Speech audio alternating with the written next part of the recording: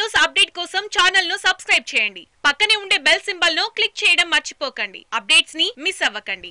గౌరవనీయులు పెద్దలు తెలంగాణ రాష్ట్ర సమితి వర్కింగ్ ప్రెసిడెంట్ కేటీ రామారావు గారికి, గౌరవనీయులు పెద్దలు పార్లమెంట్ సభ్యులు ప్రభాకర్ రెడ్డి అన్నయ్య గారికి, గౌరవనీయులు ఎమ్మెల్సీ భూపతి రెడ్డి అన్నయ్య గారికి, గౌరవనీయులు ఎమ్మెల్యే జీవన్ రెడ్డి గారికి, గౌరవనీయులు పెద్దలు శ్రీనివాస్ రెడ్డి అన్నయ్య గారికి, గౌరవనీయులు పెద్దలు మా ఎలక్షన్ అన్నయ్య గారికి, గౌరవనీయులు పెద్దలు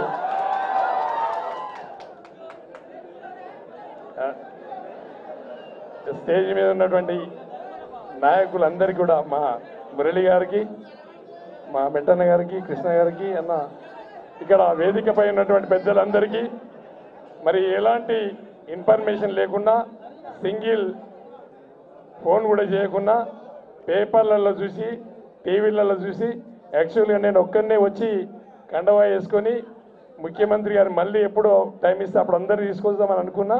మరి పొద్దున రామన్న ఒక సింగిల్ ఫోన్ చేసి వచ్చే వాళ్ళని రమ్మని చెప్పాను.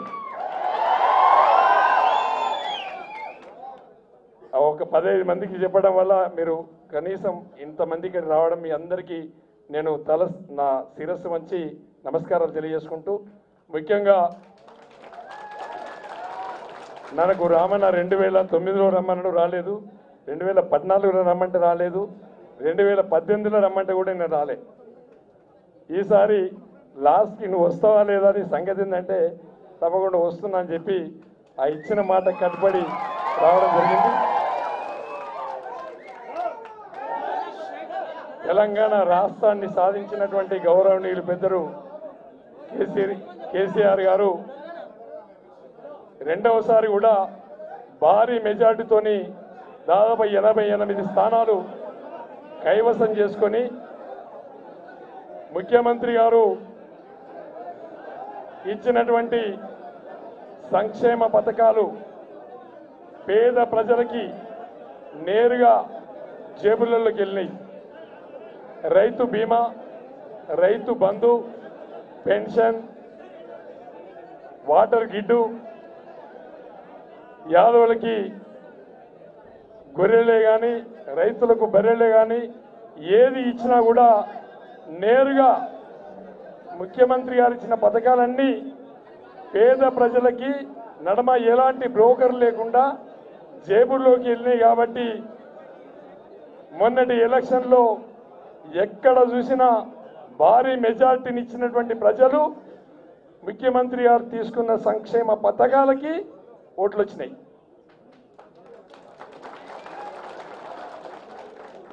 మరి ముఖ్యమంత్రి గారు మన గజ్వేల్ నియోజకవర్గంలో ఏదైతే కొండపోసమ్మ ప్రాజెక్టు, ఏదైతే మల్లన్న సాగర్ ప్రాజెక్టు మీ అందరికీ తెలుసు, ఇక్కడ ఉన్న పెద్దలందరికీ కూడా తెలుసు. నేను రైతుల కోసం విరివిగా పోరాటం చేసిన, లాఠీ దెబ్బలు తిన్నా, జైలుకు వెళ్ళినా, కేసులు పెట్టించుకున్నా. అయినా కూడా మల్లన్న సాగర్లో ఉన్నటువంటి రైతాంగం ముఖ్యమంత్రి గారికి ఓట్లేసారు. కొండపోసమ్మ ప్రాజెక్టులో ఉన్నటువంటి రైతాంగం ముఖ్యమంత్రి గారికి ఓట్లేసారు. అంటే ముఖ్యమంత్రి గారు తీసుకున్న నిర్ణయం కరెక్టు, నేను తీసుకున్న నిర్ణయం రాంగ్ అనిపించింది. కాబట్టి ఇవాళ ముఖ్యమంత్రి గారి నిర్ణయానికి కట్టుబడి ఇవాళ టీఆర్ఎస్ పార్టీలోకి రావడం జరిగింది. ఏది ఏమైనప్పటికీ మన గజ్వేల్ ప్రజలంతా కూడా అదృష్టవంతులు. ఎందుకంటే ముఖ్యమంత్రిగా మన నియోజకవర్గంలో చాలా డెవలప్మెంట్ చేసుకున్నాం, చాలా అభివృద్ధి జరిగింది.